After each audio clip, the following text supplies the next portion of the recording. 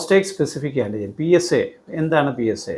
പലപ്പോഴും പ്രായമായവർ 50 വയസ്സ് കഴിഞ്ഞവരൊക്കെ പലപ്പോഴും ടെസ്റ്റ് ചെയ്തിട്ട് വളരെ ആങ്ഷ്യസ് ആയിട്ട് ഓടി ക്ലിനിക്കിൽ വരാറുണ്ട്. PSA കൂടിയിരിക്കുന്നതായിട്ട്. എന്താണ് PSAയുടെ നോർമൽ വാല്യൂ?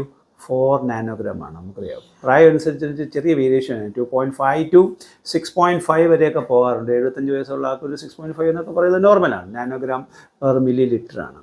അപ്പം ഇത് കൂടിക്കഴിഞ്ഞാൽ പലപ്പോഴും പ്രോസ്റ്റേറ്റിൻ്റെ ക്യാൻസർ തന്നെ ആകണമെന്നില്ല.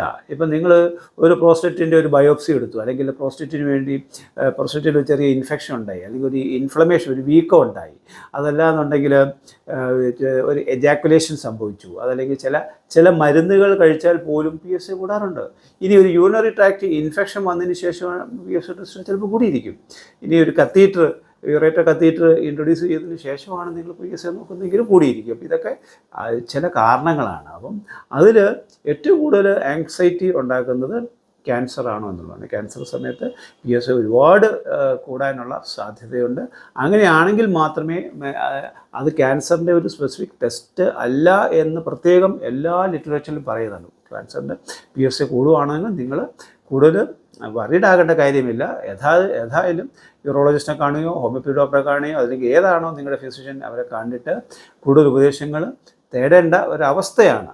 നിങ്ങൾ കോഷ്യസ് ആകുന്നതിന് വേണ്ടി മാത്രമാണ് PSA ലെവൽ ടെസ്റ്റ് ചെയ്യുന്നതെന്ന് ആദ്യമേ തന്നെ വിചാരിക്കുക. മരുന്നുകളുടെ കാര്യത്തിലേക്ക് പോകുമ്പം, അതല്ലെങ്കിൽ സിംറ്റംസിൻ്റെ കാര്യത്തിലേക്ക് പോകുമ്പോൾ PSA കൂടിക്കഴിഞ്ഞാൽ പ്രോസ്റ്റേറ്റ് വീക്കം കൊണ്ടാണ് ഉണ്ടാകുന്നതെങ്കിൽ, ട്യൂമറുകൾ, ബിനൈനോ മാലിഗ്നൻ്റ് ട്യൂമേഴ്സ് ആണെന്നുണ്ടെങ്കിൽ തീർച്ചയായിട്ടും നിങ്ങൾക്ക് യൂറിൻ്റെ തടസ്സമുണ്ടാകാം, വേദനയുണ്ടാകാം, മലബന്ധമുണ്ടാകാം. ഒരുപാട് വലുതായി കഴിഞ്ഞാൽ അത് മറ്റ് സ്ഥലങ്ങളിലേക്ക്, അടുത്തുള്ള യൂറിനറി ബ്ലാഡറിലേക്കോ റെക്റ്റത്തിലേക്കോ അതല്ലെങ്കിൽ സൈക്രൽ ബോണിലേക്കോ ഒക്കെ എക്സ്റ്റൻഷൻ വന്നതിന് ശേഷം വേറെ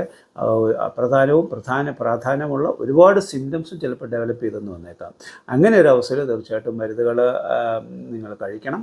ആ മരുന്നുകളുടെ കൂട്ടത്തിൽ ഹോമിയോപ്പതിയിൽ കൊനിയമാക്ക്, അതല്ലാന്നുണ്ടെങ്കിൽ ഹോങ് നാൻ എന്ന് പറയുന്ന മരുന്ന്, അതല്ലെങ്കിൽ വിസ്കോ ആൽബം, അതല്ലെങ്കിൽ കുർക്കുമ ലോങ്ക, വളരെ എഫക്റ്റീവായിട്ട് ക്യാൻസർ പ്രിവെൻഷന് വേണ്ടി, ക്യാൻസർ ട്രീറ്റ്മെൻറ്റിന് വേണ്ടി ഉപയോഗിക്കുന്ന മരുന്നാണ് കുർക്കുമ ലോങ്ങ, ഹോങ് നാനും ഒക്കെ. കൊനിയമാക്കോസ്, സിറിനം, അതല്ലാന്നുണ്ടെങ്കിൽ മെഡോറിനം, അല്ലെങ്കിൽ കാസിനോസിൻ, ഈ രീതിയിലുള്ള ഒരുപാട് മരുന്നുകൾ ഹോമിയോപ്പതി വളരെ ഫലവത്തായി നമ്മൾ ഉപയോഗിച്ച് വരുന്നുണ്ട്.